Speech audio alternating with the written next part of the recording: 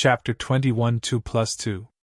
It says place 100 grams of the enriched solarium in the fuel cell, stated Graham as he read the paperwork Bouncer had found that they had both assumed would tell them how to power the device.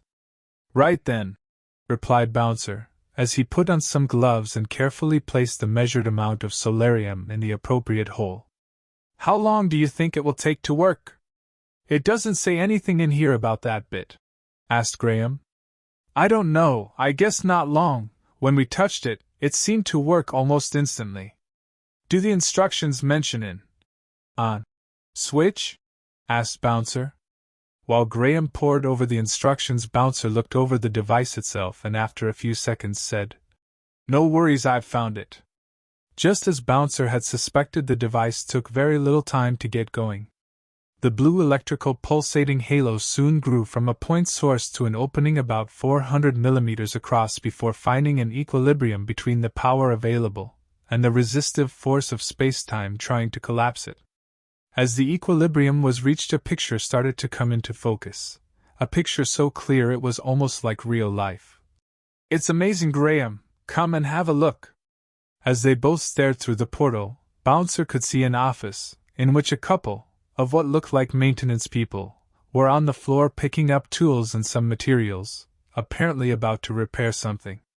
From a meter to Bouncer's right, Graham's was of a different view, not that he knew it. It was the laboratory they had seen the first time. I'm not sure if the view is amazing, it's remarkably similar to the one we're standing in, the fact it works as though, smiled Graham. What do you mean, Graham? Can't you see it's an office? Said Bouncer. What do I mean, Bouncer? It's obviously a laboratory. You can see exactly the same stuff as in here. Remarkably similar, actually. Spookily similar, I'd go as far to say. Bouncer stepped to one side, pushing Graham politely out the way. Let me have a look. Graham decided to double-check Bouncer's view and took the empty space. Together they stepped back, looked at one another and said in unison, It's two different places. In Sebastian's office on Earth number 1, the maintenance team had just started up their step ladders to repair the hole Barnaby had created. It was only when they looked up to roughly place the plasterboard panel for size that they saw the blue portal hole and two faces staring back at them. Instantly they dropped their tools and fell off their ladders. On Earth number 2, the crash on Earth number 1 echoed through an identical portal. What on earth was that? Asked Dr. Robert from near the kettle. As he ran back to Helen, he too had a different view before him, due to his different viewpoint. As opposed to the office on Earth number 1 that Helen could see, Dr. Robert could see a laboratory that was very spookily almost identical to the one they were standing in. From his vantage point, view through the portal lined up almost perfectly with what he could see about him. The recognition stopped him dead in his tracks.